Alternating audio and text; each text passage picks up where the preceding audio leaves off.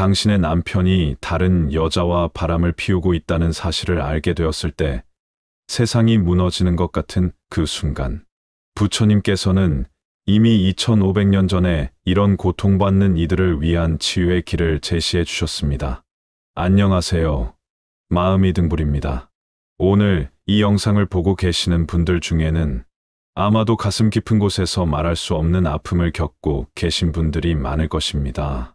믿었던 남편의 배신, 그 충격과 절망감은 그 누구도 쉽게 이해할 수 없는 깊은 상처일 것입니다. 하지만 오늘 저는 부처님의 지혜를 통해 이러한 고통의 순간에서도 우리가 어떻게 내면의 평화를 찾을 수 있는지, 그리고 이 시련을 통해 어떻게 더욱 성숙한 인간으로 성장할 수 있는지에 대해 말씀드리고자 합니다. 먼저 부처님께서는 인생의 본질에 대해 이렇게 말씀하셨습니다. 모든 것은 무상하다. 변하지 않는 것은 없다. 우리가 결혼할 때 서로에게 했던 약속, 죽음이 우리를 갈라놓을 때까지라는 그 맹세조차도 무상의 법칙을 벗어날 수 없다는 것입니다. 이것이 냉정하게 들릴 수도 있지만 이 진리를 받아들이는 것이야말로 고통에서 벗어나는 첫 번째 단계입니다. 남편의 바람을 알게 되었을 때 우리가 느끼는 감정들을 살펴보겠습니다. 첫 번째는 배신감입니다. 어떻게 나에게 이럴 수 있을까? 두 번째는 분노입니다. 용서할 수 없다. 세 번째는 절망감입니다. 내 인생이 끝났다. 네 번째는 자책감입니다. 내가 부족해서 그랬나? 이 모든 감정들은 지극히 자연스러운 인간의 반응입니다. 부처님께서는 이러한 감정들을 억압하라고 하지 않으셨습니다. 오히려 그것들을 있는 그대로 바라보고 이해하라고 하셨습니다. 부처님의 가르침 중 사성제라는 것이 있습니다. 첫 번째는 고성제, 즉 인생은 고통이라는 진리입니다. 남편의 바람으로 인한 고통 역시 인생의 일부입니다. 이를 부정하거나 도망치려 하지 마십시오. 두 번째는 집성제, 고통의 원인에 대한 진리입니다. 우리의 고통은 집착에서 비롯됩니다. 남편에 대한 집착, 결혼 생활에 대한 집착, 내가 그려왔던 미래에 대한 집착이 고통을 만들어냅니다. 세 번째는 멸성제, 고통의 소멸에 대한 진리입니다. 집착을 놓아버릴 때 고통도 사라집니다. 네 번째는 도성제, 고통에서 벗어나는 길에 대한 진리입니다. 그렇다면 남편의 바람을 알았을 때 우리는 구체적으로 어떻게 해야 할까요? 부처님의 가르침을 따라 단계별로 살펴보겠습니다. 첫 번째 단계는 정념, 즉 바른 마음 챙김입니다. 지금 이 순간 당신이 느끼는 감정들을 있는 그대로 관찰해 보십시오. 분노가 일어나면, 지금 내 마음에 분노가 일어나고 있구나 라고 인식하십시오. 슬픔이 밀려오면 지금 슬픔이 내 마음을 덮고 있구나 라고 받아들이십시오. 이러한 감정들에 휘둘리지 말고 마치 구름이 하늘을 지나가는 것을 바라보듯 바라보십시오. 감정은 일시적인 것입니다. 영원히 지속되지 않습니다. 두 번째 단계는 자비심의 실천입니다. 이것이 가장 어려운 부분일 것입니다. 어떻게 나를 배신한 남편에게 자비를 베풀 수 있느냐고 반문하실지도 모릅니다. 하지만 부처님께서 말씀하신 자비는 상대방을 위한 것이 아닙니다. 바로 자신을 위한 것입니다. 미움과 원망을 품고 있으면 그 독은 상대방이 아닌 바로 자신을 해칩니다. 부처님께서는 미움으로 미움을 이길 수 없고 오직 사랑으로만 미움을 이길 수 있다고 하셨습니다. 여기서 자비심이란 남편의 행동을 용납하거나 정당화하는 것이 아닙니다. 그의 행동이 잘못되었다는 것을 인정하면서도 그 역시 무명과 탐욕에 사로잡힌 불완전한 인간이라는 것을 이해하는 것입니다. 그가 바람을 피운 이유를 찾아보십시오. 중년의 위기일 수도 있고 자존감의 문제일 수도 있으며 단순히 유혹을 이기지 못한 약함일 수도 있습니다. 이러한 이해가 그의 행동을 정당화하는 것은 아니지만 당신의 마음에서 독을 빼내는 때는 도움이 될 것입니다. 세 번째 단계는 무아의 깨달음입니다. 우리가 나의 남편이라고 생각하는 그 나의라는 개념 자체가 착각입니다. 남편은 당신의 소유물이 아닙니다. 그 역시 독립적인 존재이며 자신의 업에 따라 행동하는 개체입니다. 당신이 그를 소유할 수 있다고 생각했던 것 자체가 착각이었습니다. 이 깨달음이 오면 배신감도 줄어들 것입니다. 애초에 소유한 것이 없었다면 잃을 것도 없기 때문입니다. 네 번째 단계는 업의 법칙을 이해하는 것입니다. 부처님께서는 모든 행동에는 결과가 따른다고 하셨습니다. 남편이 바람을 피운 것 역시 그의 업입니다. 그는 반드시 그에 상응하는 결과를 받게 될 것입니다. 그것이 이번 생에서일 수도 있고 다음 생에서일 수도 있지만 업의 법칙은 절대 어김없이 작동합니다. 당신이 복수를 하거나 원망을 품을 필요가 없습니다. 그 자신이 이미 자신의 행동에 대한 대가를 치르고 있으며 앞으로도 치르게 될 것입니다. 다섯 번째 단계는 지혜의 개발입니다. 이 고통스러운 경험을 통해 당신은 무엇을 배울 수 있습니까? 첫째, 무상의 법칙을 깊이 깨달을 수 있습니다. 어떤 관계도 영원하지 않다는 것을, 변화만이 유일한 상수라는 것을 체험으로 알게 됩니다. 둘째, 집착의 고통을 직접 경험함으로써 집착을 놓아버리는 법을 배울 수 있습니다. 셋째, 자립의 중요성을 깨달을 수 있습니다. 다른 사람에게 의존하지 않고도 행복할 수 있다는 것을 배울 수 있습니다. 이 시점에서 많은 분들이 그래서 결론적으로 남편과 헤어져야 하나요? 아니면 용서하고 계속 살아야 하나요? 라고 묻습니다. 부처님의 가르침은 어떤 특정한 행동을 강요하지 않습니다. 대신 지혜롭게 판단할 수 있는 방법을 제시합니다. 만약 관계를 지속하기로 결정한다면 그것은 집착에서가 아니라 지혜로운 선택이어야 합니다. 남편이 진정으로 회개하고 있는지, 재발 방지를 위한 구체적인 노력을 하고 있는지, 무엇보다 당신 자신이 진정으로 용서할 수 있는지를 냉정하게 판단해야 합니다. 부처님께서는 어리석은 자비는 자비가 아니다라고 하셨습니다.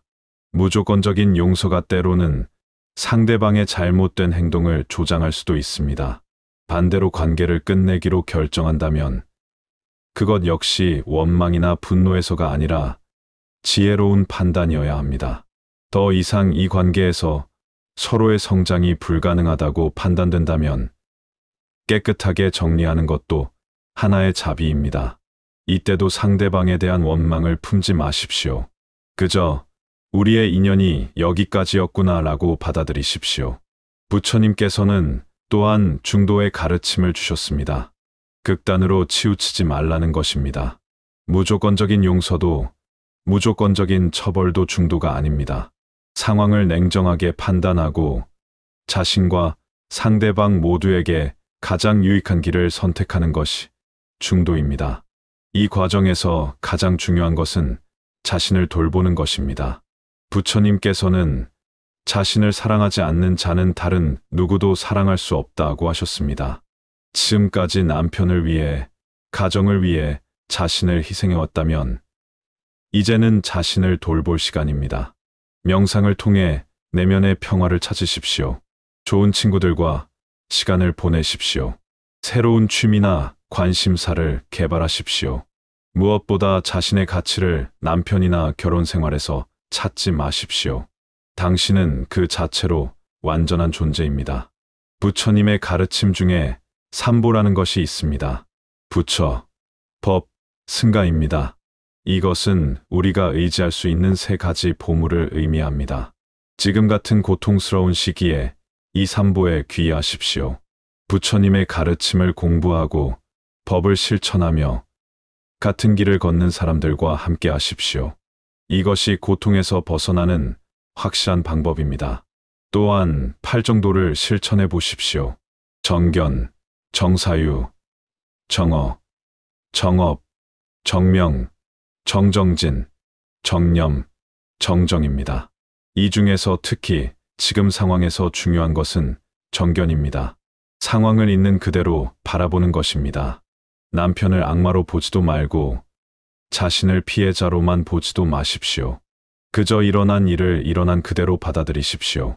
정어도 중요합니다.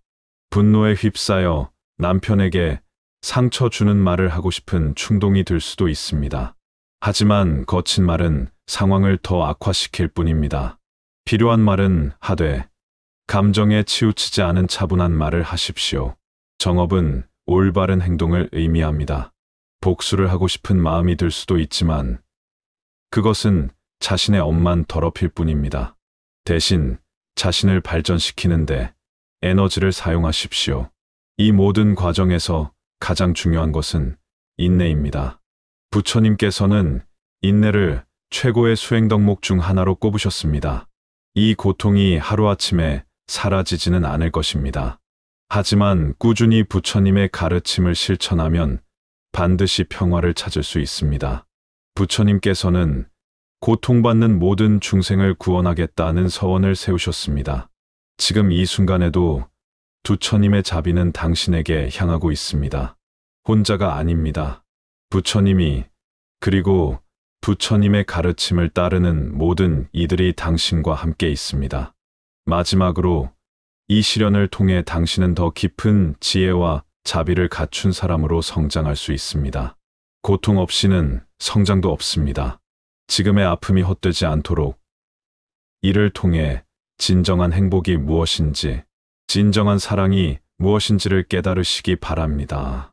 부처님께서는 모든 중생이 고통에서 벗어나 행복하기를 이라는 자비의 마음을 가지셨습니다. 지금 당신을 힘들게 하는 남편도 결국은 고통받는 중생 중 하나입니다. 그의 행복을 위해서가 아니라 당신 자신의 마음의 평화를 위해서라도 그에 대한 원망을 놓아버리시기 바랍니다. 오늘 이 말씀이 고통받고 계신 모든 분들에게 작은 위로와 희망이 되기를 바랍니다. 부처님의 가르침은 2500년이 지난 지금도 여전히 유효합니다. 그 가르침을 믿고 따르시기 바랍니다. 반드시 고통에서 벗어나 진정한 평화를 찾으실 수 있을 것입니다. 나무 아미타불. 모든 중생이 고통에서 벗어나 진정한 행복을 얻기를 간절히 기원합니다. 오늘도 부처님의 가르침과 함께 해주신 여러분께 감사드립니다. 마음이 등불이었습니다. 당신의 남편이 다른 여자와 바람을 피우고 있다는 사실을 알게 되었을 때 세상이 무너지는 것 같은 그 순간, 부처님께서는 이미 2500년 전에 이런 고통받는 이들을 위한 치유의 길을 제시해 주셨습니다. 안녕하세요. 마음이 등불입니다. 오늘 이 영상을 보고 계시는 분들 중에는 아마도 가슴 깊은 곳에서 말할 수 없는 아픔을 겪고 계신 분들이 많을 것입니다.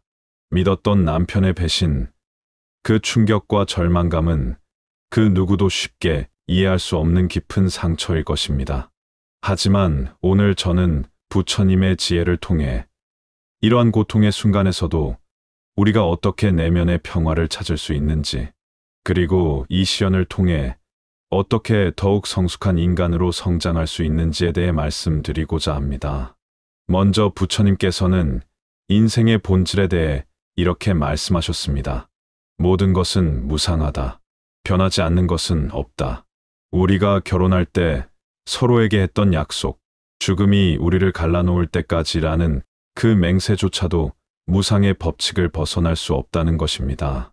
이것이 냉정하게 들릴 수도 있지만 이 진리를 받아들이는 것이야말로 고통에서 벗어나는 첫 번째 단계입니다.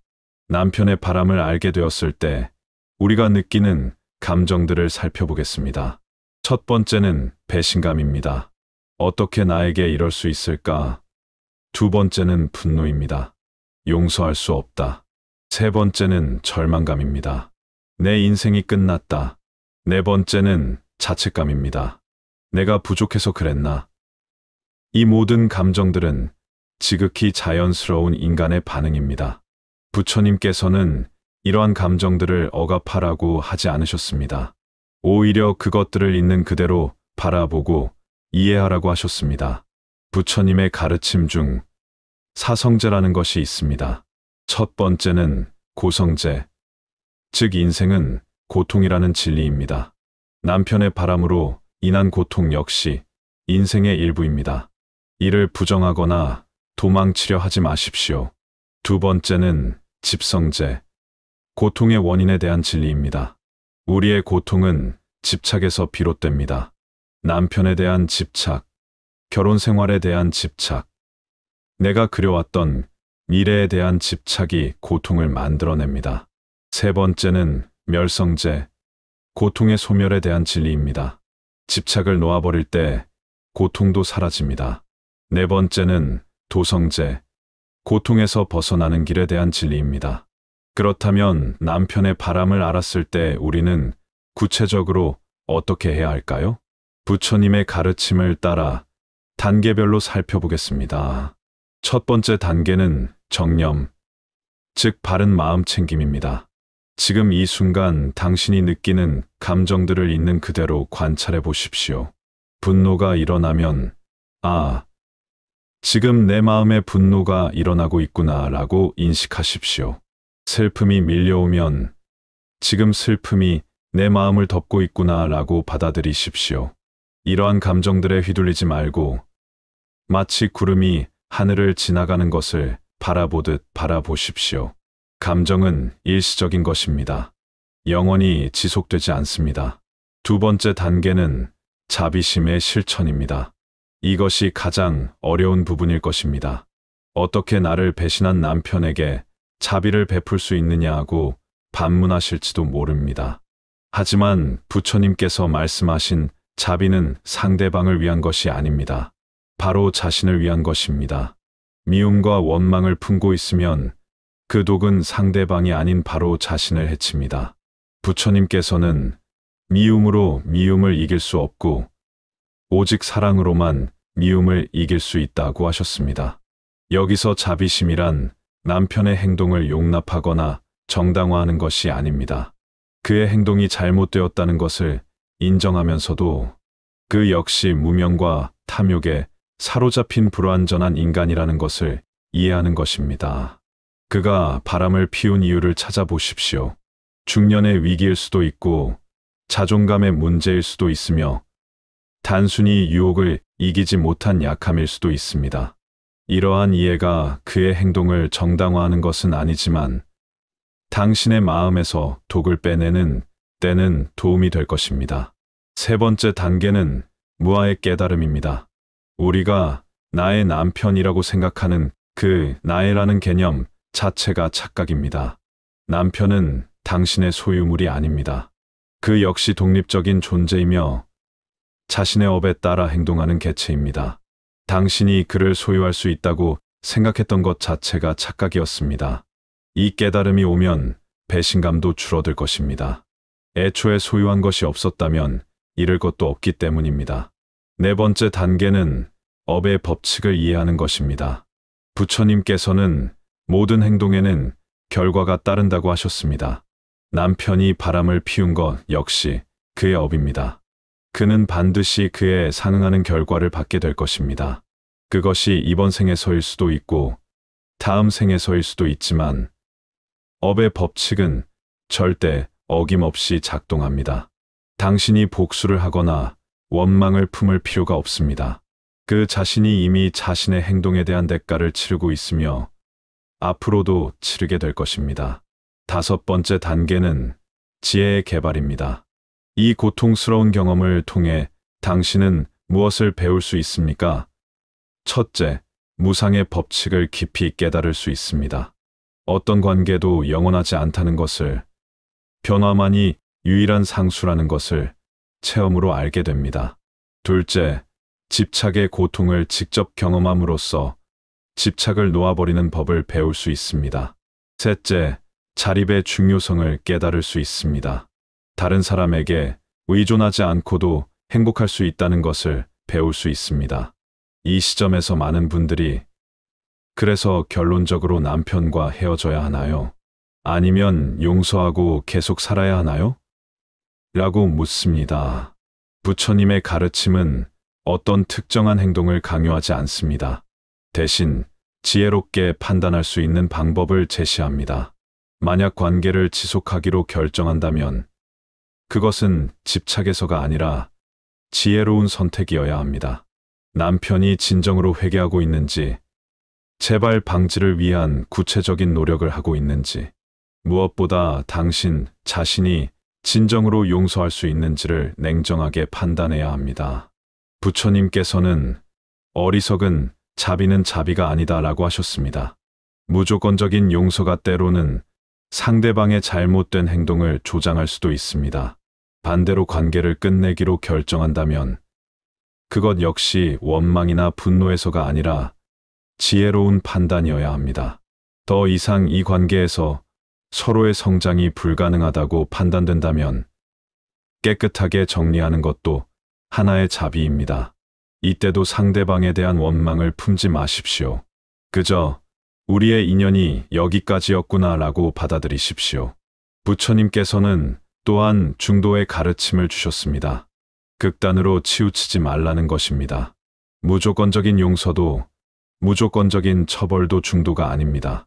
상황을 냉정하게 판단하고 자신과 상대방 모두에게 가장 유익한 길을 선택하는 것이 중도입니다. 이 과정에서 가장 중요한 것은 자신을 돌보는 것입니다. 부처님께서는 자신을 사랑하지 않는 자는 다른 누구도 사랑할 수 없다고 하셨습니다. 지금까지 남편을 위해, 가정을 위해 자신을 희생해왔다면 이제는 자신을 돌볼 시간입니다. 명상을 통해 내면의 평화를 찾으십시오. 좋은 친구들과 시간을 보내십시오. 새로운 취미나 관심사를 개발하십시오. 무엇보다 자신의 가치를 남편이나 결혼 생활에서 찾지 마십시오. 당신은 그 자체로 완전한 존재입니다. 부처님의 가르침 중에 삼보라는 것이 있습니다. 부처, 법, 승가입니다. 이것은 우리가 의지할 수 있는 세 가지 보물을 의미합니다. 지금 같은 고통스러운 시기에 이 삼보에 귀의하십시오. 부처님의 가르침을 공부하고 법을 실천하며 같은 길을 걷는 사람들과 함께 하십시오. 이것이 고통에서 벗어나는 확실한 방법입니다. 또한 팔정도를 실천해 보십시오. 정견, 정사유, 정어, 정업, 정명, 정정진, 정념, 정정입니다. 이 중에서 특히 지금 상황에서 중요한 것은 정견입니다. 상황을 있는 그대로 바라보는 것입니다. 남편을 악마로 보지도 말고 자신을 피해자로만 보지도 마십시오. 그저 일어난 일을 일어난 그대로 받아들이십시오. 정어도 중요합니다. 분노에 휩싸여 남편에게 상처 주는 말을 하고 싶은 충동이 들 수도 있습니다.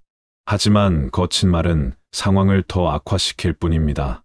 필요한 말은 하되 감정에 치우치지 않은 차분한 말을 하십시오. 정업은 올바른 행동을 의미합니다. 복수를 하고 싶은 마음이 들 수도 있지만 그것은 자신의 업만 더럽힐 뿐입니다. 대신 자신을 발전시키는데 에너지를 사용하십시오. 이 모든 과정에서 가장 중요한 것은 인내입니다.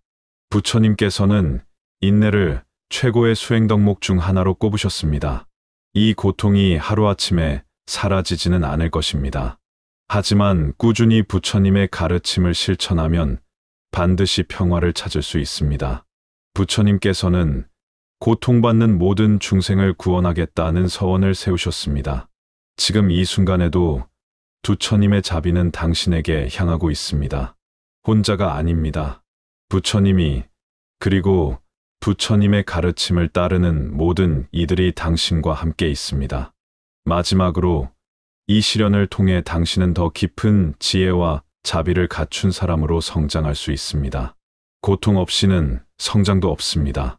지금의 아픔이 헛되지 않도록 이를 통해 진정한 행복이 무엇인지, 진정한 사랑이 무엇인지를 깨달으시기 바랍니다. 부처님께서는 모든 중생이 고통에서 벗어나 행복하기를 이라는 자비의 마음을 가지셨습니다. 지금 당신을 힘들게 하는 남편도 결국은 고통받는 중생 중 하나입니다. 그의 행복을 위해서가 아니라 당신 자신의 마음의 평화를 위해서라도 그에 대한 원망을 놓아버리시기 바랍니다. 오늘 이 말씀이 고통받고 계신 모든 분들에게 작은 위로와 희망이 되기를 바랍니다. 부처님의 가르침은 2500년이 지난 지금도 여전히 유효합니다. 그 가르침을 믿고 따르시기 바랍니다. 반드시 고통에서 벗어나 진정한 평화를 찾으실 수 있을 것입니다. 나무 아미타불. 모든 중생이 고통에서 벗어나 진정한 행복을 얻기를 간절히 기원합니다. 오늘도 부처님의 가르침과 함께 해주신 여러분께 감사드립니다. 마음이 등불이었습니다. 당신의 남편이 다른 여자와 바람을 피우고 있다는 사실을 알게 되었을 때 세상이 무너지는 것 같은 그 순간, 부처님께서는 이미 2500년 전에 이런 고통받는 이들을 위한 치유의 길을 제시해 주셨습니다. 안녕하세요. 마음이 등불입니다. 오늘 이 영상을 보고 계시는 분들 중에는 아마도 가슴 깊은 곳에서 말할 수 없는 아픔을 겪고 계신 분들이 많을 것입니다. 믿었던 남편의 배신, 그 충격과 절망감은 그 누구도 쉽게 이해할 수 없는 깊은 상처일 것입니다. 하지만 오늘 저는 부처님의 지혜를 통해 이러한 고통의 순간에서도 우리가 어떻게 내면의 평화를 찾을 수 있는지, 그리고 이 시련을 통해 어떻게 더욱 성숙한 인간으로 성장할 수 있는지에 대해 말씀드리고자 합니다. 먼저 부처님께서는 인생의 본질에 대해 이렇게 말씀하셨습니다. 모든 것은 무상하다. 변하지 않는 것은 없다. 우리가 결혼할 때 서로에게 했던 약속, 죽음이 우리를 갈라놓을 때까지라는 그 맹세조차도 무상의 법칙을 벗어날 수 없다는 것입니다. 이것이 냉정하게 들릴 수도 있지만 이 진리를 받아들이는 것이야말로 고통에서 벗어나는 첫 번째 단계입니다. 남편의 바람을 알게 되었을 때 우리가 느끼는 감정들을 살펴보겠습니다. 첫 번째는 배신감입니다. 어떻게 나에게 이럴 수 있을까? 두 번째는 분노입니다. 용서할 수 없다. 세 번째는 절망감입니다. 내 인생이 끝났다. 네 번째는 자책감입니다. 내가 부족해서 그랬나? 이 모든 감정들은 지극히 자연스러운 인간의 반응입니다. 부처님께서는 이러한 감정들을 억압하라고 하지 않으셨습니다. 오히려 그것들을 있는 그대로 바라보고 이해하라고 하셨습니다. 부처님의 가르침 중 사성제라는 것이 있습니다. 첫 번째는 고성제, 즉 인생은 고통이라는 진리입니다. 남편의 바람으로 인한 고통 역시 인생의 일부입니다. 이를 부정하거나 도망치려 하지 마십시오. 두 번째는 집성제, 고통의 원인에 대한 진리입니다. 우리의 고통은 집착에서 비롯됩니다. 남편에 대한 집착, 결혼 생활에 대한 집착, 내가 그려왔던 미래에 대한 집착이 고통을 만들어냅니다. 세 번째는 멸성제, 고통의 소멸에 대한 진리입니다. 집착을 놓아버릴 때 고통도 사라집니다. 네 번째는 도성제, 고통에서 벗어나는 길에 대한 진리입니다. 그렇다면 남편의 바람을 알았을 때 우리는 구체적으로 어떻게 해야 할까요? 부처님의 가르침을 따라 단계별로 살펴보겠습니다. 첫 번째 단계는 정념, 즉 바른 마음 챙김입니다. 지금 이 순간 당신이 느끼는 감정들을 있는 그대로 관찰해 보십시오. 분노가 일어나면, 지금 내 마음에 분노가 일어나고 있구나라고 인식하십시오. 슬픔이 밀려오면, 지금 슬픔이 내 마음을 덮고 있구나라고 받아들이십시오. 이러한 감정들에 휘둘리지 말고 마치 구름이 하늘을 지나가는 것을 바라보듯 바라보십시오. 감정은 일시적인 것입니다. 영원히 지속되지 않습니다.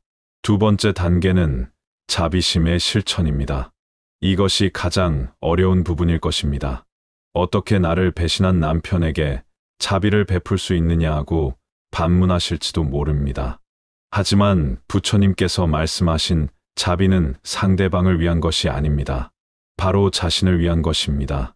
미움과 원망을 품고 있으면 그 독은 상대방이 아닌 바로 자신을 해칩니다. 부처님께서는 미움으로 미움을 이길 수 없고 오직 사랑으로만 미움을 이길 수 있다고 하셨습니다. 여기서 자비심이란 남편의 행동을 용납하거나 정당화하는 것이 아닙니다.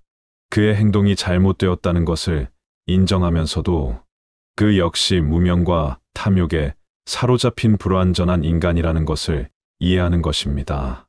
그가 바람을 피운 이유를 찾아보십시오. 중년의 위기일 수도 있고 자존감의 문제일 수도 있으며 단순히 유혹을 이기지 못한 약함일 수도 있습니다. 이러한 이해가 그의 행동을 정당화하는 것은 아니지만 당신의 마음에서 독을 빼내는 때는 도움이 될 것입니다. 세 번째 단계는 무아의 깨달음입니다. 우리가 나의 남편이라고 생각하는 그 나의라는 개념 자체가 착각입니다. 남편은 당신의 소유물이 아닙니다. 그 역시 독립적인 존재이며 자신의 업에 따라 행동하는 개체입니다. 당신이 그를 소유할 수 있다고 생각했던 것 자체가 착각이었습니다. 이 깨달음이 오면 배신감도 줄어들 것입니다. 애초에 소유한 것이 없었다면 잃을 것도 없기 때문입니다. 네 번째 단계는 업의 법칙을 이해하는 것입니다. 부처님께서는 모든 행동에는 결과가 따른다고 하셨습니다. 남편이 바람을 피운 것 역시 그의 업입니다. 그는 반드시 그에 상응하는 결과를 받게 될 것입니다. 그것이 이번 생에서일 수도 있고 다음 생에서일 수도 있지만 업의 법칙은 절대 어김없이 작동합니다. 당신이 복수를 하거나 원망을 품을 필요가 없습니다. 그 자신이 이미 자신의 행동에 대한 대가를 치르고 있으며 앞으로도 치르게 될 것입니다. 다섯 번째 단계는 지혜의 개발입니다. 이 고통스러운 경험을 통해 당신은 무엇을 배울 수 있습니까? 첫째, 무상의 법칙을 깊이 깨달을 수 있습니다. 어떤 관계도 영원하지 않다는 것을, 변화만이 유일한 상수라는 것을 체험으로 알게 됩니다. 둘째, 집착의 고통을 직접 경험함으로써 집착을 놓아버리는 법을 배울 수 있습니다. 셋째, 자립의 중요성을 깨달을 수 있습니다. 다른 사람에게 의존하지 않고도 행복할 수 있다는 것을 배울 수 있습니다. 이 시점에서 많은 분들이 그래서 결론적으로 남편과 헤어져야 하나요? 아니면 용서하고 계속 살아야 하나요? 라고 묻습니다. 부처님의 가르침은 어떤 특정한 행동을 강요하지 않습니다. 대신 지혜롭게 판단할 수 있는 방법을 제시합니다. 만약 관계를 지속하기로 결정한다면 그것은 집착에서가 아니라 지혜로운 선택이어야 합니다. 남편이 진정으로 회개하고 있는지, 재발 방지를 위한 구체적인 노력을 하고 있는지, 무엇보다 당신 자신이 진정으로 용서할 수 있는지를 냉정하게 판단해야 합니다. 부처님께서는 어리석은 자비는 자비가 아니다 라고 하셨습니다. 무조건적인 용서가 때로는 상대방의 잘못된 행동을 조장할 수도 있습니다. 반대로 관계를 끝내기로 결정한다면 그것 역시 원망이나 분노에서가 아니라 지혜로운 판단이어야 합니다. 더 이상 이 관계에서 서로의 성장이 불가능하다고 판단된다면 깨끗하게 정리하는 것도 하나의 자비입니다. 이때도 상대방에 대한 원망을 품지 마십시오. 그저 우리의 인연이 여기까지였구나 라고 받아들이십시오. 부처님께서는 또한 중도의 가르침을 주셨습니다. 극단으로 치우치지 말라는 것입니다. 무조건적인 용서도 무조건적인 처벌도 중도가 아닙니다. 상황을 냉정하게 판단하고 자신과 상대방 모두에게 가장 유익한 길을 선택하는 것이 중도입니다. 이 과정에서 가장 중요한 것은 자신을 돌보는 것입니다. 부처님께서는 자신을 사랑하지 않는 자는 다른 누구도 사랑할 수 없다고 하셨습니다. 지금까지 남편을 위해, 가정을 위해 자신을 희생해왔다면 이제는 자신을 돌볼 시간입니다. 명상을 통해 내면의 평화를 찾으십시오. 좋은 친구들과 시간을 보내십시오. 새로운 취미나 관심사를 개발하십시오. 무엇보다 자신의 가치를 남편이나 결혼 생활에서 찾지 마십시오. 당신은 그 자체로 완전한 존재입니다. 부처님의 가르침 중에 삼보라는 것이 있습니다. 부처, 법, 승가입니다.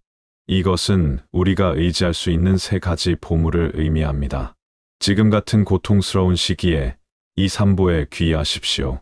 부처님의 가르침을 공부하고 법을 실천하며 같은 길을 걷는 사람들과 함께 하십시오. 이것이 고통에서 벗어나는 확실한 방법입니다. 또한 팔정도를 실천해 보십시오. 정견, 정사유, 정어, 정업, 정명, 정정진, 정념, 정정입니다. 이 중에서 특히 지금 상황에서 중요한 것은 정견입니다. 상황을 있는 그대로 바라보는 것입니다. 남편을 악마로 보지도 말고 자신을 피해자로만 보지도 마십시오. 그저 일어난 일을 일어난 그대로 받아들이십시오. 정어도 중요합니다. 분노에 휩싸여 남편에게 상처 주는 말을 하고 싶은 충동이 들 수도 있습니다. 하지만 거친 말은 상황을 더 악화시킬 뿐입니다. 필요한 말은 하되 감정에 치우치지 않은 차분한 말을 하십시오. 정업은 올바른 행동을 의미합니다. 복수를 하고 싶은 마음이 들 수도 있지만 그것은 자신의 업만 더럽힐 뿐입니다. 대신 자신을 발전시키는데 에너지를 사용하십시오. 이 모든 과정에서 가장 중요한 것은 인내입니다. 부처님께서는 인내를 최고의 수행 덕목 중 하나로 꼽으셨습니다. 이 고통이 하루아침에 사라지지는 않을 것입니다. 하지만 꾸준히 부처님의 가르침을 실천하면 반드시 평화를 찾을 수 있습니다. 부처님께서는 고통받는 모든 중생을 구원하겠다는 서원을 세우셨습니다. 지금 이 순간에도 부처님의 자비는 당신에게 향하고 있습니다. 혼자가 아닙니다. 부처님이 그리고 부처님의 가르침을 따르는 모든 이들이 당신과 함께 있습니다. 마지막으로 이 시련을 통해 당신은 더 깊은 지혜와 자비를 갖춘 사람으로 성장할 수 있습니다. 고통 없이는 성장도 없습니다. 지금의 아픔이 헛되지 않도록 이를 통해 진정한 행복이 무엇인지, 진정한 사랑이 무엇인지를 깨달으시기 바랍니다. 부처님께서는 모든 중생이 고통에서 벗어나 행복하기를 이라는 자비의 마음을 가지셨습니다. 지금 당신을 힘들게 하는 남편도 결국은 고통받는 중생 중 하나입니다. 그의 행복을 위해서가 아니라 당신 자신의 마음의 평화를 위해서라도 그에 대한 원망을 놓아버리시기 바랍니다. 오늘 이 말씀이 고통받고 계신 모든 분들에게 작은 위로와 희망이 되기를 바랍니다. 부처님의 가르침은 2500년이 지난 지금도 여전히 유효합니다. 그 가르침을 믿고 따르시기 바랍니다. 반드시 고통에서 벗어나 진정한 평화를 찾으실 수 있을 것입니다. 나무 아미타불. 모든 중생이 고통에서 벗어나 진정한 행복을 얻기를 간절히 기원합니다. 오늘도 부처님의 가르침과 함께해 주신 여러분께 감사드립니다. 마음이 등불이었습니다. 당신의 남편이 다른 여자와 바람을 피우고 있다는 사실을 알게 되었을 때 세상이 무너지는 것 같은 그 순간, 부처님께서는 이미 2500년 전에 이런 고통받는 이들을 위한 치유의 길을 제시해 주셨습니다. 안녕하세요. 마음이 등불입니다. 오늘 이 영상을 보고 계시는 분들 중에는 아마도 가슴 깊은 곳에서 말할 수 없는 아픔을 겪고 계신 분들이 많을 것입니다. 믿었던 남편의 배신, 그 충격과 절망감은 그 누구도 쉽게 이해할 수 없는 깊은 상처일 것입니다.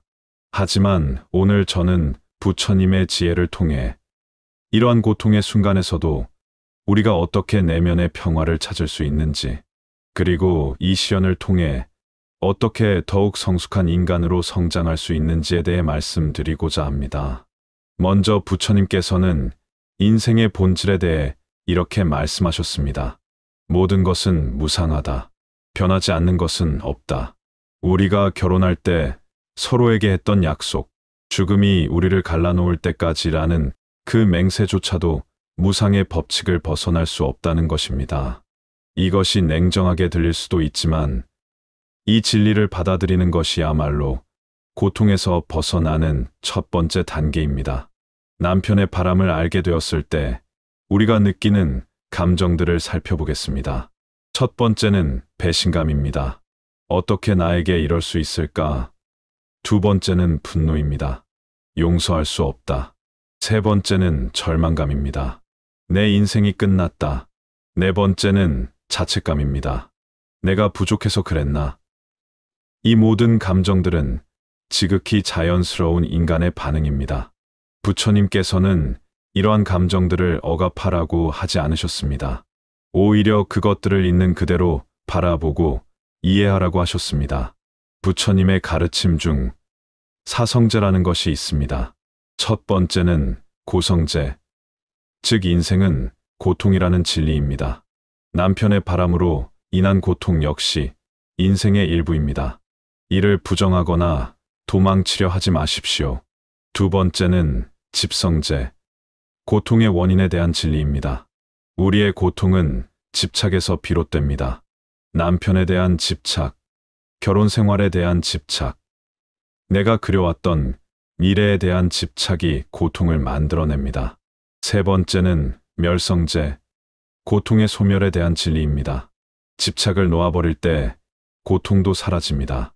네 번째는 도성제, 고통에서 벗어나는 길에 대한 진리입니다. 그렇다면 남편의 바람을 알았을 때 우리는 구체적으로 어떻게 해야 할까요? 부처님의 가르침을 따라 단계별로 살펴보겠습니다. 첫 번째 단계는 정념, 즉 바른 마음 챙김입니다. 지금 이 순간 당신이 느끼는 감정들을 있는 그대로 관찰해 보십시오. 분노가 일어나면, 지금 내 마음에 분노가 일어나고 있구나 라고 인식하십시오. 슬픔이 밀려오면, 지금 슬픔이 내 마음을 덮고 있구나 라고 받아들이십시오.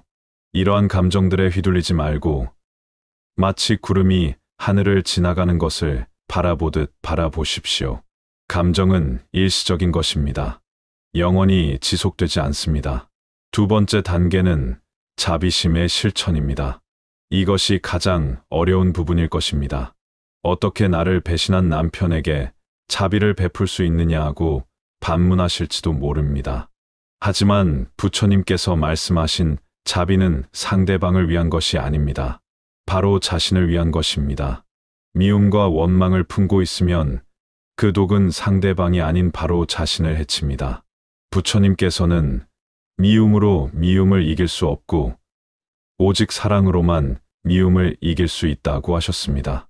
여기서 자비심이란 남편의 행동을 용납하거나 정당화하는 것이 아닙니다. 그의 행동이 잘못되었다는 것을 인정하면서도 그 역시 무명과 탐욕에 사로잡힌 불완전한 인간이라는 것을 이해하는 것입니다. 그가 바람을 피운 이유를 찾아보십시오. 중년의 위기일 수도 있고 자존감의 문제일 수도 있으며 단순히 유혹을 이기지 못한 약함일 수도 있습니다. 이러한 이해가 그의 행동을 정당화하는 것은 아니지만 당신의 마음에서 독을 빼내는 때는 도움이 될 것입니다. 세 번째 단계는 무아의 깨달음입니다. 우리가 나의 남편이라고 생각하는 그 나의라는 개념 자체가 착각입니다. 남편은 당신의 소유물이 아닙니다. 그 역시 독립적인 존재이며 자신의 업에 따라 행동하는 개체입니다. 당신이 그를 소유할 수 있다고 생각했던 것 자체가 착각이었습니다. 이 깨달음이 오면 배신감도 줄어들 것입니다. 애초에 소유한 것이 없었다면 잃을 것도 없기 때문입니다. 네 번째 단계는 업의 법칙을 이해하는 것입니다. 부처님께서는 모든 행동에는 결과가 따른다고 하셨습니다. 남편이 바람을 피운 것 역시 그의 업입니다. 그는 반드시 그에 상응하는 결과를 받게 될 것입니다. 그것이 이번 생에서일 수도 있고 다음 생에서일 수도 있지만 업의 법칙은 절대 어김없이 작동합니다. 당신이 복수를 하거나 원망을 품을 필요가 없습니다. 그 자신이 이미 자신의 행동에 대한 대가를 치르고 있으며 앞으로도 치르게 될 것입니다. 다섯 번째 단계는 지혜의 개발입니다. 이 고통스러운 경험을 통해 당신은 무엇을 배울 수 있습니까? 첫째, 무상의 법칙을 깊이 깨달을 수 있습니다. 어떤 관계도 영원하지 않다는 것을, 변화만이 유일한 상수라는 것을 체험으로 알게 됩니다. 둘째, 집착의 고통을 직접 경험함으로써 집착을 놓아버리는 법을 배울 수 있습니다. 셋째, 자립의 중요성을 깨달을 수 있습니다. 다른 사람에게 의존하지 않고도 행복할 수 있다는 것을 배울 수 있습니다. 이 시점에서 많은 분들이 그래서 결론적으로 남편과 헤어져야 하나요? 아니면 용서하고 계속 살아야 하나요? 라고 묻습니다. 부처님의 가르침은 어떤 특정한 행동을 강요하지 않습니다. 대신 지혜롭게 판단할 수 있는 방법을 제시합니다. 만약 관계를 지속하기로 결정한다면 그것은 집착에서가 아니라 지혜로운 선택이어야 합니다. 남편이 진정으로 회개하고 있는지, 재발 방지를 위한 구체적인 노력을 하고 있는지, 무엇보다 당신 자신이 진정으로 용서할 수 있는지를 냉정하게 판단해야 합니다. 부처님께서는 어리석은 자비는 자비가 아니다라고 하셨습니다. 무조건적인 용서가 때로는 상대방의 잘못된 행동을 조장할 수도 있습니다. 반대로 관계를 끝내기로 결정한다면 그것 역시 원망이나 분노에서가 아니라 지혜로운 판단이어야 합니다. 더 이상 이 관계에서 서로의 성장이 불가능하다고 판단된다면 깨끗하게 정리하는 것도 하나의 자비입니다. 이때도 상대방에 대한 원망을 품지 마십시오. 그저 우리의 인연이 여기까지였구나라고 받아들이십시오. 부처님께서는 또한 중도의 가르침을 주셨습니다. 극단으로 치우치지 말라는 것입니다. 무조건적인 용서도 무조건적인 처벌도 중도가 아닙니다. 상황을 냉정하게 판단하고 자신과 상대방 모두에게 가장 유익한 길을 선택하는 것이 중도입니다. 이 과정에서 가장 중요한 것은 자신을 돌보는 것입니다. 부처님께서는 자신을 사랑하지 않는 자는 다른 누구도 사랑할 수 없다고 하셨습니다. 지금까지 남편을 위해, 가정을 위해 자신을 희생해왔다면 이제는 자신을 돌볼 시간입니다. 명상을 통해 내면의 평화를 찾으십시오. 좋은 친구들과 시간을 보내십시오. 새로운 취미나 관심사를 개발하십시오. 무엇보다 자신의 가치를 남편이나 결혼 생활에서 찾지 마십시오. 당신은 그 자체로 완전한 존재입니다. 부처님의 가르침 중에 삼보라는 것이 있습니다. 부처, 법, 승가입니다. 이것은 우리가 의지할 수 있는 세 가지 보물을 의미합니다. 지금 같은 고통스러운 시기에 이 삼보에 귀의하십시오. 부처님의 가르침을 공부하고 법을 실천하며 같은 길을 걷는 사람들과 함께 하십시오. 이것이 고통에서 벗어나는 확실한 방법입니다. 또한 팔정도를 실천해 보십시오. 정견, 정사유, 정어, 정업, 정명, 정정진, 정념, 정정입니다. 이 중에서 특히 지금 상황에서 중요한 것은 정견입니다. 상황을 있는 그대로 바라보는 것입니다. 남편을 악마로 보지도 말고 자신을 피해자로만 보지도 마십시오. 그저 일어난 일을 일어난 그대로 받아들이십시오. 정어도 중요합니다. 분노에 휩싸여 남편에게 상처 주는 말을 하고 싶은 충동이 들 수도 있습니다. 하지만 거친 말은 상황을 더 악화시킬 뿐입니다. 필요한 말은 하되 감정에 치우치지 않은 차분한 말을 하십시오. 정업은 올바른 행동을 의미합니다. 복수를 하고 싶은 마음이 들 수도 있지만 그것은 자신의 업만 더럽힐 뿐입니다. 대신 자신을 발전시키는데 에너지를 사용하십시오. 이 모든 과정에서 가장 중요한 것은 인내입니다. 부처님께서는 인내를 최고의 수행 덕목 중 하나로 꼽으셨습니다. 이 고통이 하루아침에 사라지지는 않을 것입니다. 하지만 꾸준히 부처님의 가르침을 실천하면 반드시 평화를 찾을 수 있습니다. 부처님께서는 고통받는 모든 중생을 구원하겠다는 서원을 세우셨습니다. 지금 이 순간에도 부처님의 자비는 당신에게 향하고 있습니다. 혼자가 아닙니다.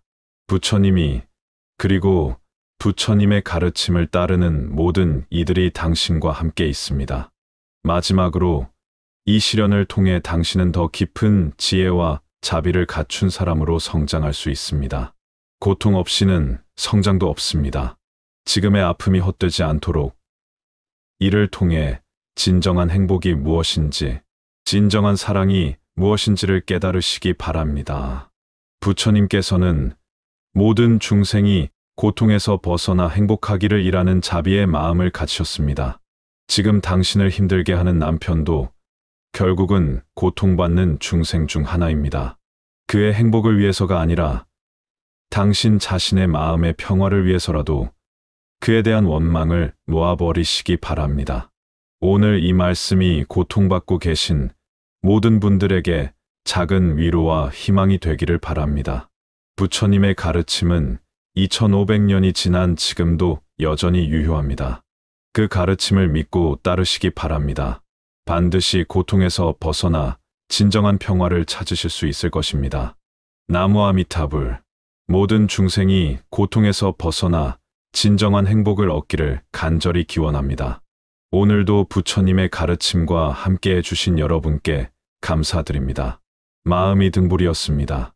당신의 남편이 다른 여자와 바람을 피우고 있다는 사실을 알게 되었을 때 세상이 무너지는 것 같은 그 순간, 부처님께서는 이미 2500년 전에 이런 고통받는 이들을 위한 치유의 길을 제시해 주셨습니다. 안녕하세요. 마음이 등불입니다. 오늘 이 영상을 보고 계시는 분들 중에는 아마도 가슴 깊은 곳에서 말할 수 없는 아픔을 겪고 계신 분들이 많을 것입니다. 믿었던 남편의 배신, 그 충격과 절망감은 그 누구도 쉽게 이해할 수 없는 깊은 상처일 것입니다. 하지만 오늘 저는 부처님의 지혜를 통해 이러한 고통의 순간에서도 우리가 어떻게 내면의 평화를 찾을 수 있는지, 그리고 이 시연을 통해 어떻게 더욱 성숙한 인간으로 성장할 수 있는지에 대해 말씀드리고자 합니다. 먼저 부처님께서는 인생의 본질에 대해 이렇게 말씀하셨습니다. 모든 것은 무상하다. 변하지 않는 것은 없다. 우리가 결혼할 때 서로에게 했던 약속, 죽음이 우리를 갈라놓을 때까지라는 그 맹세조차도 무상의 법칙을 벗어날 수 없다는 것입니다. 이것이 냉정하게 들릴 수도 있지만 이 진리를 받아들이는 것이야말로 고통에서 벗어나는 첫 번째 단계입니다. 남편의 바람을 알게 되었을 때 우리가 느끼는 감정들을 살펴보겠습니다. 첫 번째는 배신감입니다. 어떻게 나에게 이럴 수 있을까? 두 번째는 분노입니다. 용서할 수 없다. 세 번째는 절망감입니다. 내 인생이 끝났다. 네 번째는 자책감입니다. 내가 부족해서 그랬나? 이 모든 감정들은 지극히 자연스러운 인간의 반응입니다. 부처님께서는 이러한 감정들을 억압하라고 하지 않으셨습니다.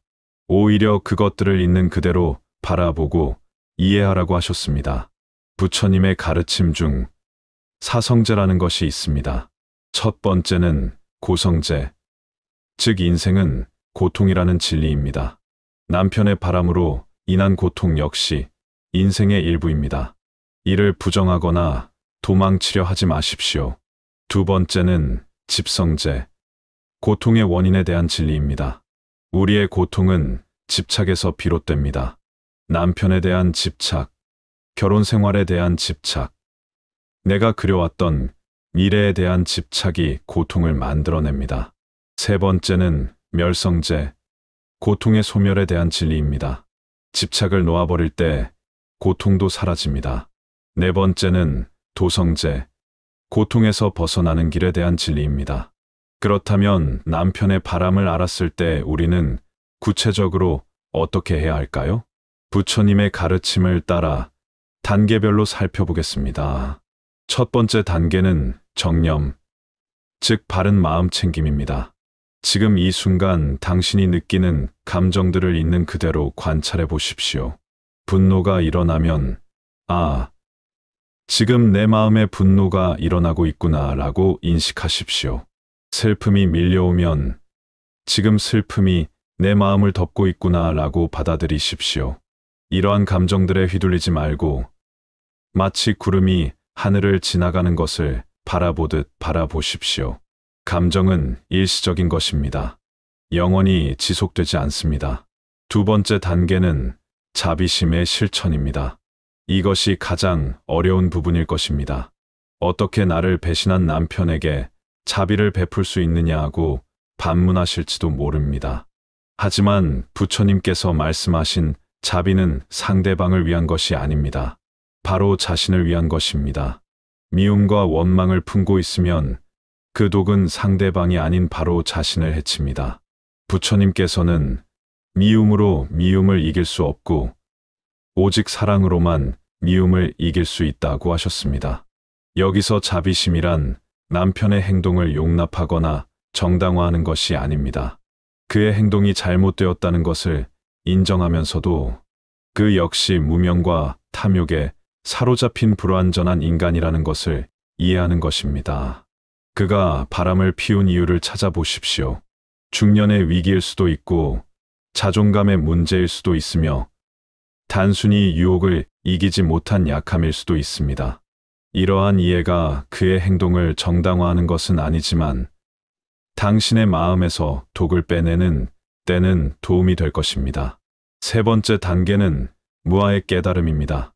우리가 나의 남편이라고 생각하는 그 나의라는 개념 자체가 착각입니다. 남편은 당신의 소유물이 아닙니다. 그 역시 독립적인 존재이며 자신의 업에 따라 행동하는 개체입니다.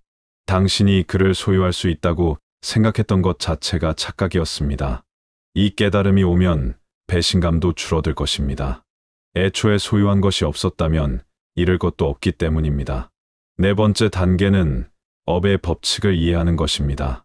부처님께서는 모든 행동에는 결과가 따른다고 하셨습니다. 남편이 바람을 피운 것 역시 그의 업입니다. 그는 반드시 그에 상응하는 결과를 받게 될 것입니다. 그것이 이번 생에서일 수도 있고 다음 생에서일 수도 있지만 업의 법칙은 절대 어김없이 작동합니다. 당신이 복수를 하거나 원망을 품을 필요가 없습니다. 그 자신이 이미 자신의 행동에 대한 대가를 치르고 있으며 앞으로도 치르게 될 것입니다. 다섯 번째 단계는 지혜의 개발입니다. 이 고통스러운 경험을 통해 당신은 무엇을 배울 수 있습니까? 첫째, 무상의 법칙을 깊이 깨달을 수 있습니다. 어떤 관계도 영원하지 않다는 것을, 변화만이 유일한 상수라는 것을 체험으로 알게 됩니다. 둘째, 집착의 고통을 직접 경험함으로써 집착을 놓아버리는 법을 배울 수 있습니다. 셋째, 자립의 중요성을 깨달을 수 있습니다. 다른 사람에게 의존하지 않고도 행복할 수 있다는 것을 배울 수 있습니다. 이 시점에서 많은 분들이 그래서 결론적으로 남편과 헤어져야 하나요? 아니면 용서하고 계속 살아야 하나요? 라고 묻습니다. 부처님의 가르침은 어떤 특정한 행동을 강요하지 않습니다. 대신 지혜롭게 판단할 수 있는 방법을 제시합니다. 만약 관계를 지속하기로 결정한다면 그것은 집착에서가 아니라 지혜로운 선택이어야 합니다. 남편이 진정으로 회개하고 있는지, 재발 방지를 위한 구체적인 노력을 하고 있는지, 무엇보다 당신 자신이 진정으로 용서할 수 있는지를 냉정하게 판단해야 합니다. 부처님께서는 어리석은 자비는 자비가 아니다 라고 하셨습니다. 무조건적인 용서가 때로는 상대방의 잘못된 행동을 조장할 수도 있습니다. 반대로 관계를 끝내기로 결정한다면 그것 역시 원망이나 분노에서가 아니라 지혜로운 판단이어야 합니다. 더 이상 이 관계에서 서로의 성장이 불가능하다고 판단된다면 깨끗하게 정리하는 것도 하나의 자비입니다. 이때도 상대방에 대한 원망을 품지 마십시오. 그저 우리의 인연이 여기까지였구나 라고 받아들이십시오. 부처님께서는 또한 중도의 가르침을 주셨습니다. 극단으로 치우치지 말라는 것입니다. 무조건적인 용서도 무조건적인 처벌도 중도가 아닙니다. 상황을 냉정하게 판단하고 자신과 상대방 모두에게 가장 유익한 길을 선택하는 것이 중도입니다. 이 과정에서 가장 중요한 것은 자신을 돌보는 것입니다. 부처님께서는 자신을 사랑하지 않는 자는 다른 누구도 사랑할 수 없다고 하셨습니다. 지금까지 남편을 위해 가정을 위해 자신을 희생해왔다면 이제는 자신을 돌볼 시간입니다. 명상을 통해 내면의 평화를 찾으십시오. 좋은 친구들과 시간을 보내십시오. 새로운 취미나 관심사를 개발하십시오. 무엇보다 자신의 가치를 남편이나 결혼 생활에서 찾지 마십시오. 당신은 그 자체로 완전한 존재입니다. 부처님의 가르침 중에 삼보라는 것이 있습니다. 부처, 법, 승가입니다. 이것은 우리가 의지할 수 있는 세 가지 보물을 의미합니다. 지금 같은 고통스러운 시기에 이 삼보에 귀의하십시오. 부처님의 가르침을 공부하고 법을 실천하며 같은 길을 걷는 사람들과 함께 하십시오. 이것이 고통에서 벗어나는 확실한 방법입니다. 또한 팔정도를 실천해 보십시오.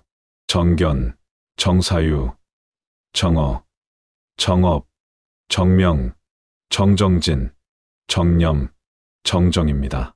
이 중에서 특히 지금 상황에서 중요한 것은 정견입니다. 상황을 있는 그대로 바라보는 것입니다. 남편을 악마로 보지도 말고 자신을 피해자로만 보지도 마십시오. 그저 일어난 일을 일어난 그대로 받아들이십시오. 정어도 중요합니다. 분노에 휩싸여 남편에게 상처 주는 말을 하고 싶은 충동이 들 수도 있습니다. 하지만 거친 말은 상황을 더 악화시킬 뿐입니다. 필요한 말은 하되 감정에 치우치지 않은 차분한 말을 하십시오. 정업은 올바른 행동을 의미합니다. 복수를 하고 싶은 마음이 들 수도 있지만 그것은 자신의 업만 더럽힐 뿐입니다. 대신 자신을 발전시키는데 에너지를 사용하십시오. 이 모든 과정에서 가장 중요한 것은 인내입니다. 부처님께서는 인내를 최고의 수행 덕목 중 하나로 꼽으셨습니다. 이 고통이 하루아침에 사라지지는 않을 것입니다. 하지만 꾸준히 부처님의 가르침을 실천하면 반드시 평화를 찾을 수 있습니다. 부처님께서는 고통받는 모든 중생을 구원하겠다는 서원을 세우셨습니다. 지금 이 순간에도 부처님의 자비는 당신에게 향하고 있습니다. 혼자가 아닙니다. 부처님이 그리고 부처님의 가르침을 따르는 모든 이들이 당신과 함께 있습니다. 마지막으로 이 시련을 통해 당신은 더 깊은 지혜와 자비를 갖춘 사람으로 성장할 수 있습니다. 고통 없이는 성장도 없습니다. 지금의 아픔이 헛되지 않도록 이를 통해 진정한 행복이 무엇인지, 진정한 사랑이 무엇인지를 깨달으시기 바랍니다. 부처님께서는 모든 중생이 고통에서 벗어나 행복하기를 이라는 자비의 마음을 가지셨습니다. 지금 당신을 힘들게 하는 남편도 결국은 고통받는 중생 중 하나입니다. 그의 행복을 위해서가 아니라 당신 자신의 마음의 평화를 위해서라도 그에 대한 원망을 놓아버리시기 바랍니다. 오늘 이 말씀이 고통받고 계신 모든 분들에게 작은 위로와 희망이 되기를 바랍니다. 부처님의 가르침은 2500년이 지난 지금도 여전히 유효합니다. 그 가르침을 믿고 따르시기 바랍니다. 반드시 고통에서 벗어나 진정한 평화를 찾으실 수 있을 것입니다. 나무 아미타불. 모든 중생이 고통에서 벗어나 진정한 행복을 얻기를 간절히 기원합니다. 오늘도 부처님의 가르침과 함께 해주신 여러분께 감사드립니다. 마음이 등불이었습니다. 당신의 남편이 다른 여자와 바람을 피우고 있다는 사실을 알게 되었을 때 세상이 무너지는 것 같은 그 순간, 부처님께서는 이미 2500년 전에 이런 고통받는 이들을 위한 치유의 길을 제시해 주셨습니다. 안녕하세요. 마음이 등불입니다. 오늘 이 영상을 보고 계시는 분들 중에는 아마도 가슴 깊은 곳에서 말할 수 없는 아픔을 겪고 계신 분들이 많을 것입니다. 믿었던 남편의 배신, 그 충격과 절망감은 그 누구도 쉽게 이해할 수 없는 깊은 상처일 것입니다.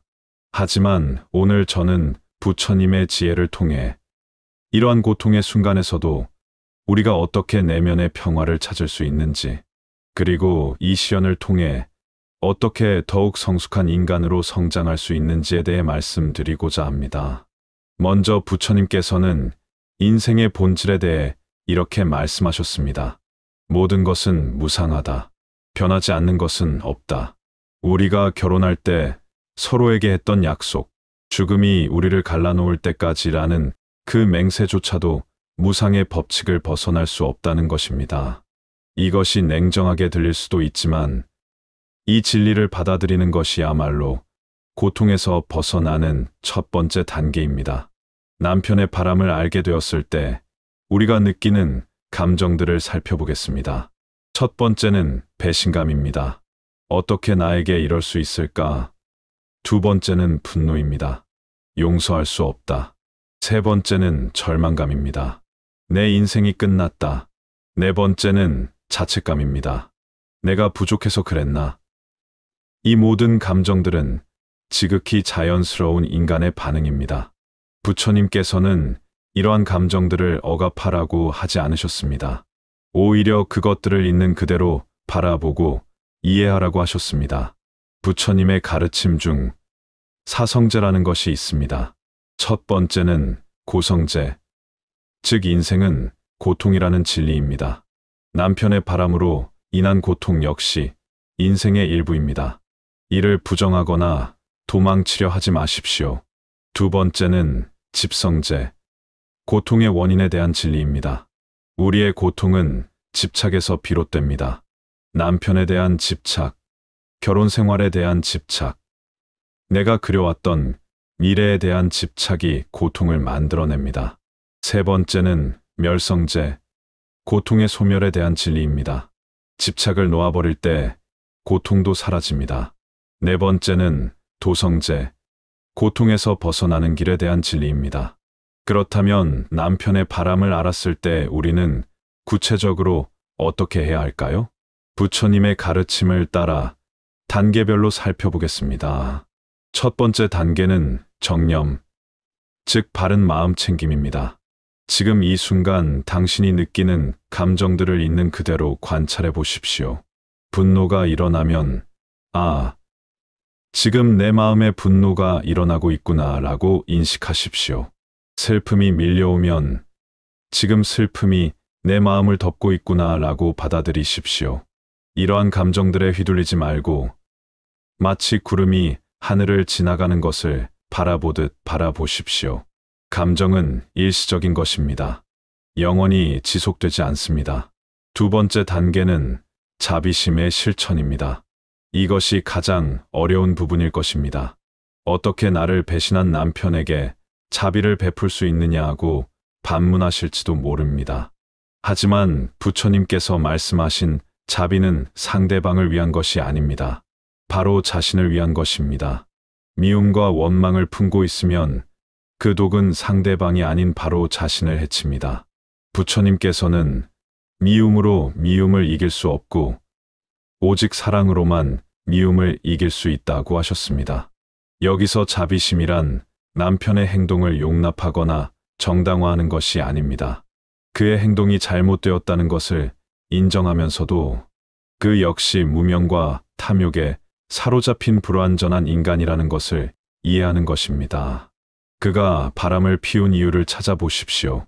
중년의 위기일 수도 있고 자존감의 문제일 수도 있으며 단순히 유혹을 이기지 못한 약함일 수도 있습니다. 이러한 이해가 그의 행동을 정당화하는 것은 아니지만 당신의 마음에서 독을 빼내는 때는 도움이 될 것입니다. 세 번째 단계는 무아의 깨달음입니다. 우리가 나의 남편이라고 생각하는 그 나의라는 개념 자체가 착각입니다. 남편은 당신의 소유물이 아닙니다. 그 역시 독립적인 존재이며 자신의 업에 따라 행동하는 개체입니다. 당신이 그를 소유할 수 있다고 생각했던 것 자체가 착각이었습니다. 이 깨달음이 오면 배신감도 줄어들 것입니다. 애초에 소유한 것이 없었다면 잃을 것도 없기 때문입니다. 네 번째 단계는 업의 법칙을 이해하는 것입니다. 부처님께서는 모든 행동에는 결과가 따른다고 하셨습니다. 남편이 바람을 피운 것 역시 그의 업입니다. 그는 반드시 그에 상응하는 결과를 받게 될 것입니다. 그것이 이번 생에서일 수도 있고 다음 생에서일 수도 있지만 업의 법칙은 절대 어김없이 작동합니다. 당신이 복수를 하거나 원망을 품을 필요가 없습니다. 그 자신이 이미 자신의 행동에 대한 대가를 치르고 있으며 앞으로도 치르게 될 것입니다. 5번째 단계는 지혜의 개발입니다. 이 고통스러운 경험을 통해 당신은 무엇을 배울 수 있습니까? 첫째, 무상의 법칙을 깊이 깨달을 수 있습니다. 어떤 관계도 영원하지 않다는 것을, 변화만이 유일한 상수라는 것을 체험으로 알게 됩니다. 둘째, 집착의 고통을 직접 경험함으로써 집착을 놓아버리는 법을 배울 수 있습니다. 셋째, 자립의 중요성을 깨달을 수 있습니다. 다른 사람에게 의존하지 않고도 행복할 수 있다는 것을 배울 수 있습니다. 이 시점에서 많은 분들이 그래서 결론적으로 남편과 헤어져야 하나요? 아니면 용서하고 계속 살아야 하나요? 라고 묻습니다. 부처님의 가르침은 어떤 특정한 행동을 강요하지 않습니다. 대신 지혜롭게 판단할 수 있는 방법을 제시합니다. 만약 관계를 지속하기로 결정한다면 그것은 집착에서가 아니라 지혜로운 선택이어야 합니다. 남편이 진정으로 회개하고 있는지, 재발 방지를 위한 구체적인 노력을 하고 있는지, 무엇보다 당신 자신이 진정으로 용서할 수 있는지를 냉정하게 판단해야 합니다. 부처님께서는 어리석은 자비는 자비가 아니다 라고 하셨습니다. 무조건적인 용서가 때로는 상대방의 잘못된 행동을 조장할 수도 있습니다. 반대로 관계를 끝내기로 결정한다면 그것 역시 원망이나 분노에서가 아니라 지혜로운 판단이어야 합니다. 더 이상 이 관계에서 서로의 성장이 불가능하다고 판단된다면 깨끗하게 정리하는 것도 하나의 자비입니다. 이때도 상대방에 대한 원망을 품지 마십시오. 그저 우리의 인연이 여기까지였구나 라고 받아들이십시오. 부처님께서는 또한 중도의 가르침을 주셨습니다. 극단으로 치우치지 말라는 것입니다. 무조건적인 용서도 무조건적인 처벌도 중도가 아닙니다. 상황을 냉정하게 판단하고 자신과 상대방 모두에게 가장 유익한 길을 선택하는 것이 중도입니다. 이 과정에서 가장 중요한 것은 자신을 돌보는 것입니다. 부처님께서는 자신을 사랑하지 않는 자는 다른 누구도 사랑할 수 없다고 하셨습니다. 지금까지 남편을 위해, 가정을 위해 자신을 희생해왔다면 이제는 자신을 돌볼 시간입니다. 명상을 통해 내면의 평화를 찾으십시오. 좋은 친구들과 시간을 보내십시오. 새로운 취미나 관심사를 개발하십시오.